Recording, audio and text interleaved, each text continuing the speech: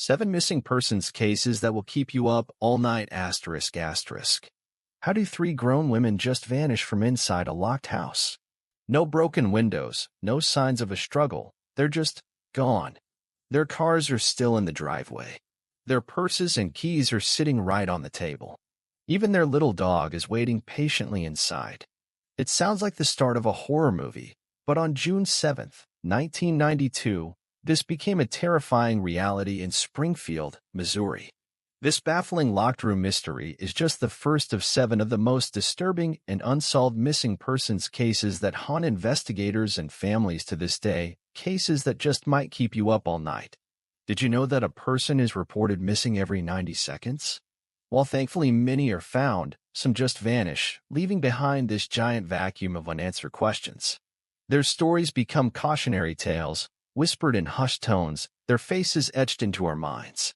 These aren't just statistics. They're people whose lives were cut short by some unknown, terrible fate. Tonight, we're looking into 7 of the most perplexing missing persons cases since 1990. These are the stories that defy easy explanation, the ones where the clues just lead to more questions, and the silence left behind is absolutely deafening. From a quiet street in Missouri to the bustling city of Dublin, these cases span the globe, but they all share one chilling thing in common: the unsettling reality that sometimes people just disappear. The Springfield 3. Our first case takes us to the heart of the American Midwest, to Springfield, Missouri, with a case that became known as the Springfield 3. The night of June 6, 1992, should have been a happy one. High school graduation parties were happening all over the city. 18-year-old Susie Streeter and her friend, 19-year-old Stacy McCall, had hit up a few of those parties before heading back to Susie's house at 1717 East Delmar Street. Susie's mom, 47-year-old Cheryl Levitt, was there waiting for them. The plan was simple: crash for the night, then head to a water park the next day to celebrate. The next morning, June 7th, friends started showing up at the house, ready for the water park trip. But as soon as they got there, something felt off. The front door was unlocked. Inside, the TV was on, and Cheryl's little Yorkie, Cinnamon, was yapping away. But there was no sign of Cheryl, Susie, or Stacy. All 3 of their cars were parked outside. Inside, their purses with wallets, keys, and cash were all lined up on the floor. Cheryl's cigarettes and lighter were on her nightstand, and it looked like she'd started to get ready for bed. Her makeup was partially removed. The only thing that seemed out of place was a broken glass globe from the porch light on the front steps. A friend, not thinking much of it, swept the shards away, accidentally wiping away a piece of a potential crime scene.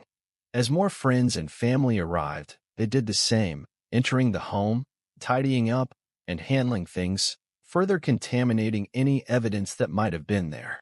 By the time the police were finally called that evening, the scene had been disturbed by at least 10 to 20 people. The investigation was a mess from the start. A bizarre, unsettling message had been left on the answering machine. A friend who heard it called it a lewd and bizarre message from some unknown man. In the chaos of those first few hours, someone accidentally deleted it. The contents, and the voice of a potential suspect, were lost forever. This was a huge blow. Days turned into weeks, and weeks into months, with nothing solid to go on. Police questioned countless people: friends, family, known criminals. They gave polygraph tests to several people of interest, but those tests, which are notoriously unreliable, just seemed to confuse things. Many amateur detectives have criticized the police for potentially clearing suspects based on those tests, thinking it's why the case went cold. Officially, though, the police say no one has ever been fully cleared. Over the years, theories have popped up everywhere. Some think they were taken by someone they knew, maybe someone from one of the parties. The fact that there was no forced entry suggests Cheryl might have just opened the door. Others have pointed to a possible connection with the local drug scene. However, a review of the case in 1995 suggested a different motive: sexual assault. Despite thousands of tips and a reward that's grown to $43,000, what happened to Cheryl Levitt, Susie Streeter, and Stacy McCall is still a complete mystery. Their case is a chilling example of how three people can vanish without a trace, leaving a community heartbroken and searching for answers for over 30 years. The house on Delmar Street still stands, a silent monument to the three women who walked into it one summer night and were never seen again. Annie McCarrick. From the Midwest, we're jumping across the Atlantic to the lively city of Dublin, Ireland, for a case that has become one of the country's most haunting mysteries. This is the story of Annie McCarrick, a young American woman who moved to Ireland to chase her dreams, only to vanish into the misty Irish landscape. Annie, a 26-year-old from Long Island, New York, had fallen completely in love with Ireland on a previous trip. She loved the history, the green hills, and the friendly people. So, in early 1993, she moved to Dublin to start a new chapter. She was bright, adventurous, and full of life. She quickly made friends and got settled. She was passionate about theater and poetry and was saving up for film school in Dublin. On March 26, 1993, a day that began like any other, Annie left her apartment in the Sandymount area of Dublin to run some errands. She was caught on CCTV at a bank around 3 p.m., one of the last confirmed times anyone saw her.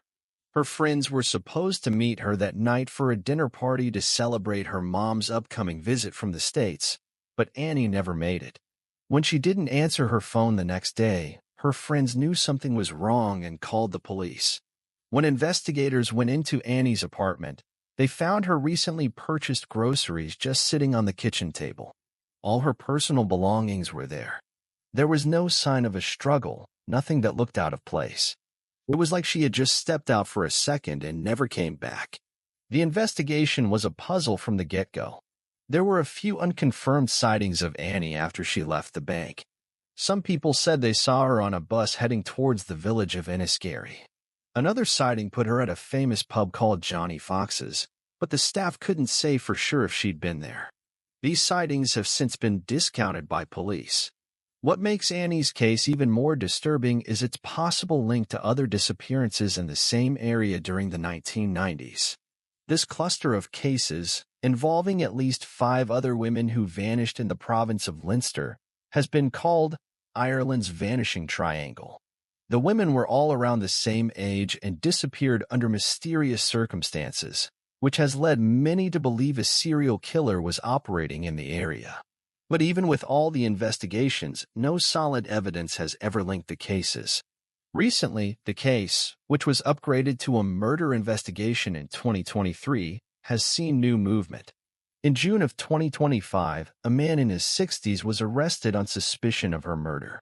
It's been reported that Annie was in a secret relationship with this man and had told friends he was harassing her.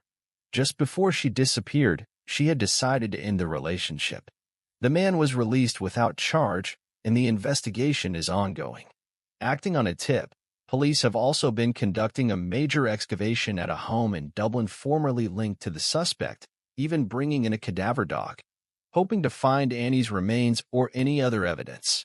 Annie McCarrick's story is a terrifying reminder of how a dream can turn into a nightmare. She came to Ireland looking for a new start, but instead became a key figure in one of the country's most chilling mysteries.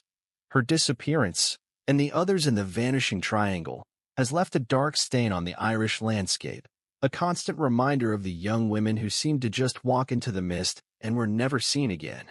Zeb Quinn. Now we head back to the United States, to the mountains of western North Carolina, for a case that's as bizarre as it is tragic. This is the story of Zeb Quinn, an 18-year-old who disappeared after his shift at Walmart, leaving behind a trail of strange clues that have stumped investigators for more than 2 decades. On the evening of January 2, 2000, Zeb Quinn finished his shift at a Walmart in Asheville. He was a recent high school graduate, a good kid who loved cars. After work, he met up with a co-worker, Robert Jason Owens, supposedly to go look at a Mitsubishi Eclipse Zeb was thinking about buying. The two were seen on surveillance video at a gas station around 9:15 p.m., each in their own car. Zeb was seen driving away, following Owens. This is the last time anyone is confirmed to have seen Zeb Quinn. 2 days later, the manager at Walmart gets a call from a man claiming to be Zeb, saying he's sick and won't be in. The manager was immediately suspicious. It just didn't sound like Zeb. He had another employee who knew both Zeb and Owens listen in, and that employee knew right away. It was Robert Owens's voice. When police confronted him, Owens admitted he made the call, but claimed Zeb asked him to. The story Owens told police was just weird. He said that as they were driving to see the car, Zeb got a page. He said Zeb seemed agitated, made a quick call from a payphone, and then told Owens he had to go, that he had to take care of something. Owens claimed Zeb then sped off, actually rear-ending Owens's truck in the process. Owens said that was the last he saw of him. He also claimed he'd broken some ribs and gotten a head injury in this fender bender and went to a hospital, but hospital records showed no signs of any such injuries. 2 weeks after Zeb vanished, his Mazda protege turned up in the parking lot of a barbecue restaurant. The car just made things stranger. The headlights were on, and there was a live puppy inside. On the back windshield, someone had drawn a giant pair of lips and 2 exclamation points in pink lipstick. There was also a hotel key card in the car that police could never link to any local hotel. The car had been wiped clean of prints, and there was no sign of Zeb. The case went cold for years. But then, in 2015, there was a break. Robert Jason Owens was arrested for the horrific murders of a Food Network star, Christy Schoen Codd, her husband J.T. Codd, and their unborn child. Owens later pleaded guilty to murdering them and dismembering their bodies. This absolutely gruesome crime put the spotlight right back on the Zeb Quinn case. Investigators had always suspected Owens, and now they had every reason to look at him again. In 2017, 17 years after Zeb disappeared, Robert Jason Owens was indicted for the first-degree murder of Zeb Quinn. Then, in a shocking twist in July 2022, Owens pleaded guilty to a lesser charge, accessory after the fact to first-degree murder. As part of the deal, he finally told his side of the story. He claimed Zeb was caught in a love triangle with a woman named Misty Taylor and her abusive boyfriend. According to Owens, the boyfriend hired Owens's uncle, Walter Gene Owens, to kill Zeb. Owens said he unknowingly led Zeb to a remote spot in Pisgah National Forest where his uncle was waiting. He claimed his uncle shot and killed Zeb, then dismembered and burned his body. This confession, while it provided some answers, has been viewed with a lot of skepticism. It's a very self-serving story that conveniently blames his uncle, who died in 2017 and can't be questioned. While Owens's conviction means that, legally, Zeb Quinn was murdered, his body has never been found. The full truth of what happened that January night, and the real reason for it, may have died with Gene Owens. It's left Zeb's family with a painful and incomplete sense of closure. The bizarre clues, the puppy, the lipstick, the key card, are still unexplained, haunting reminders of a young life cut short and a mystery that, even with a conviction, is far from truly solved. Asha degree. Our next case is one of the most heartbreaking and confusing child disappearances in recent American history. It's a story that makes no sense, a case that has left a family and an entire community searching for answers for a quarter of a century. This is the story of 9-year-old Asha Degree.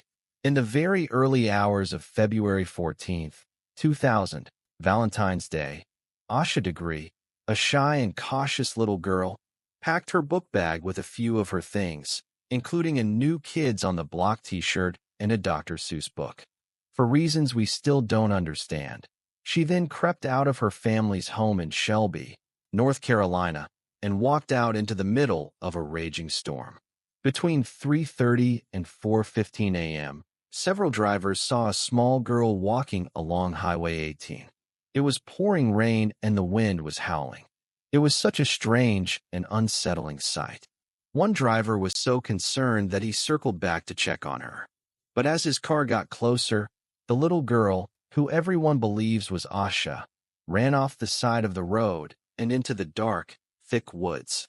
She was never seen again. Asha's parents, Harold and Aquila Degree, discovered she wasn't in her bed a few hours later. They immediately called the police, and a massive search began.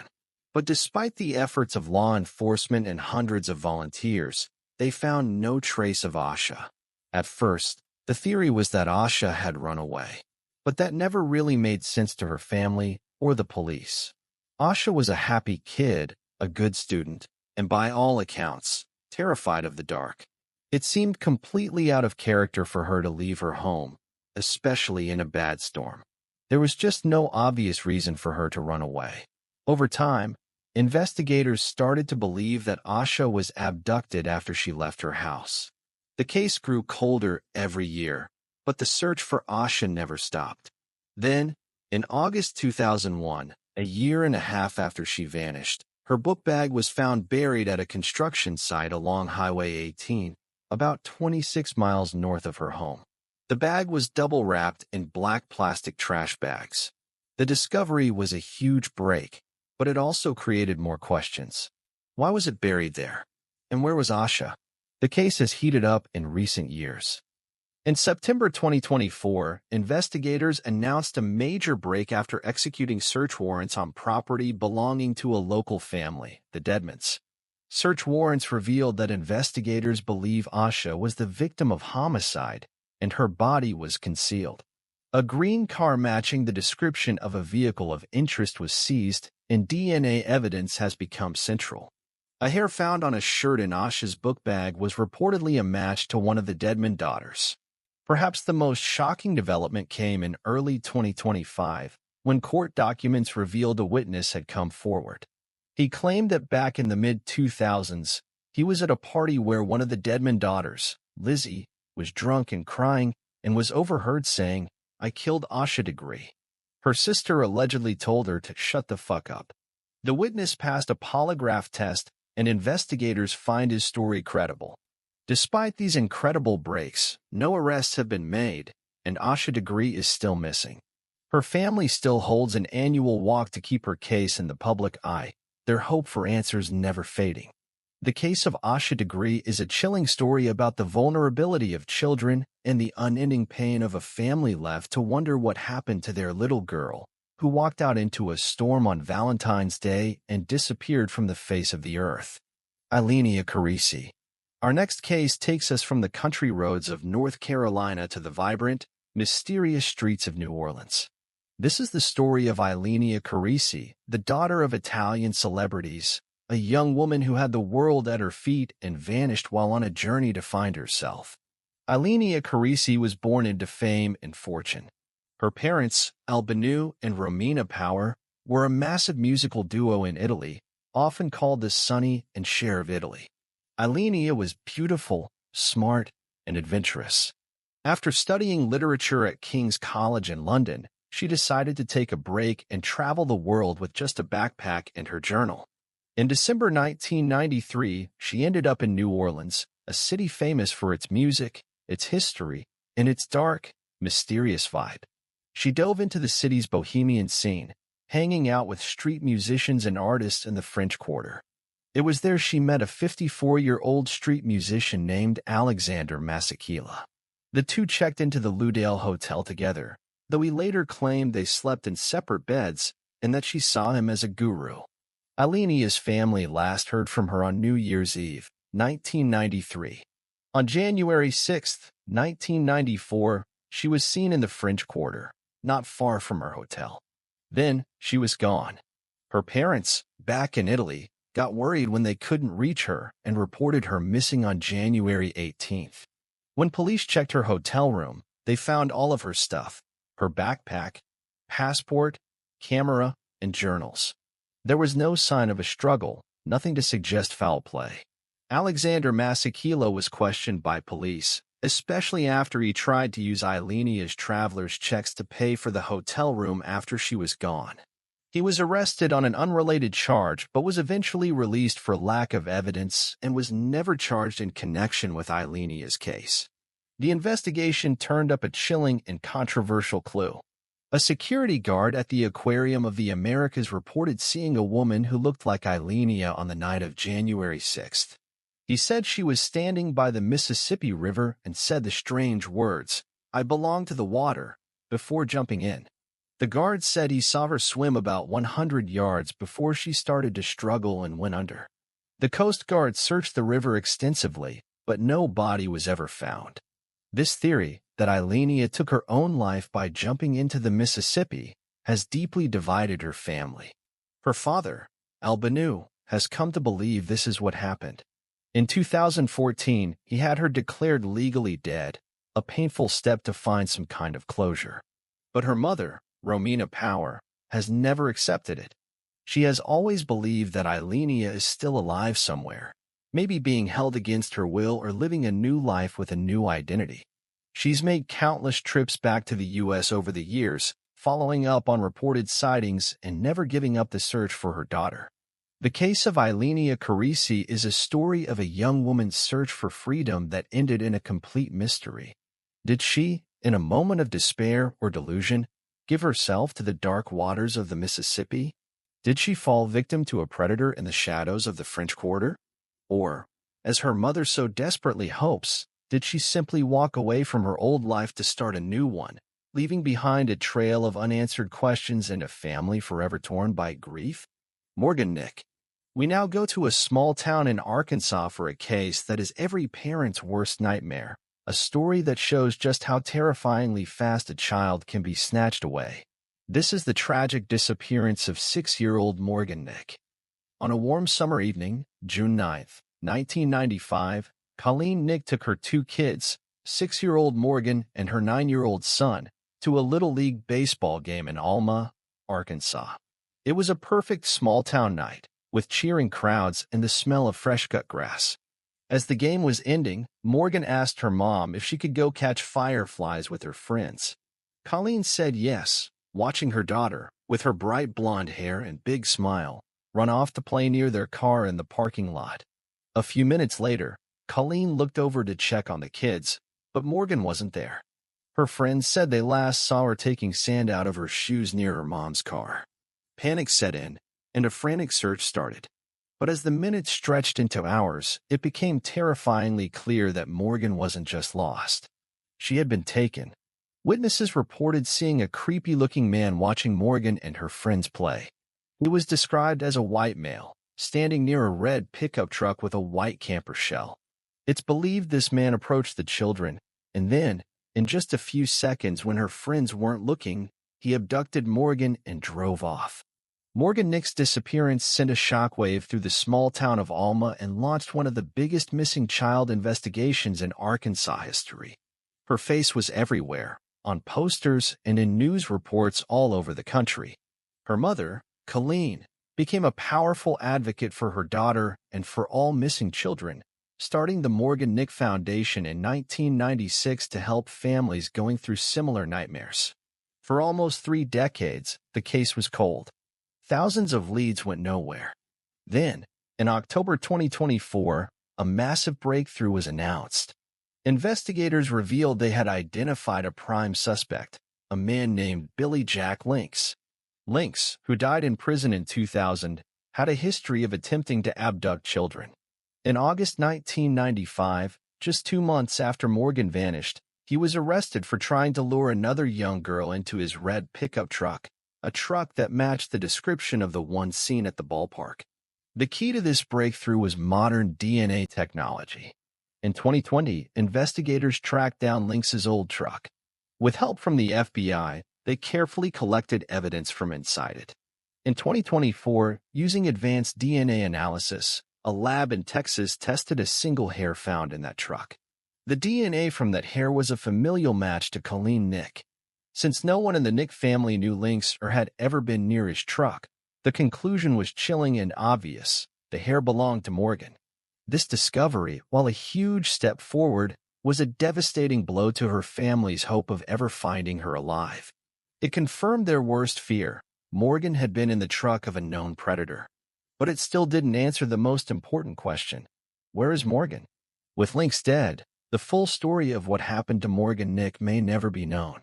Investigators are now focused on re-interviewing anyone who knew him, trying to piece together where he was and what he did in the days and weeks after Morgan was taken, hoping to find that one piece of information that could finally lead them to her remains.